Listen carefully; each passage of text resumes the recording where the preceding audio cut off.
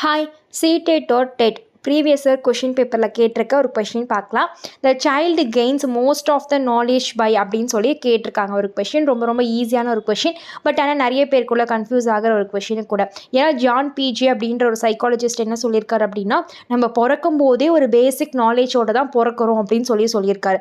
அப்போது அதுக்கப்புறம் குழந்தைங்க வளர வளர எதை பார்த்து நிறைய விஷயத்த கற்றுக்குறாங்க, எது மூலயமா நாலேஜ் அவங்களுக்குள்ள அக்யூர் ஆகுது அப்படின்னு பார்த்தோன்னா, எஜுகேஷனல் கேம்ஸ் டிவியில் பார்க்குறதுனாலன்னு கேட்டிங்கன்னா கிடையாது. So observing others doing things அப்படின்னு பார்க்கும்போது அதுதான் கரெக்டான ஆன்சர். ஏன் அப்படின்னா, நம்ம இமிட்டேஷன் மூலயமா நம்ம ஒருத்தவங்க செய்கிறத பார்த்து தான் குழந்தைங்க ஒரு விஷயத்த நாலேஜாக அக்யூர் பண்ணுறாங்க. அப்போ குழந்தையோட டெவலப்மெண்ட்டுன்னு வச்சுக்கிட்டாலும் சரி, ஒரு பெரியவங்களாக இருந்தாலும் சரி, ஒரு விஷயத்த இன்னொருத்தவங்க செய்கிறத பார்த்த உடனே நமக்கு அதுக்குள்ளே நடக்குது. ஸோ இமிட்டேஷன் தான் நாலேஜை ஃபஸ்ட்டு குழந்தைக்குள்ளே போகிறதா இருக்குது. ஸோ அதனால் observing others doing things, intelligent people கிட்டேருந்து லேர்ன் பண்ணுறதுன்றது ஒரு பங்கு தான். அதுவே மோஸ்ட் ஆஃப் த நாலேஜையுமே அக்கர் பண்ண முடியாது. So none of the above கிடையாது. So option B, observing others doing things. அடுத்த வீடியோ பார்க்கலாம். தேங்க்யூ.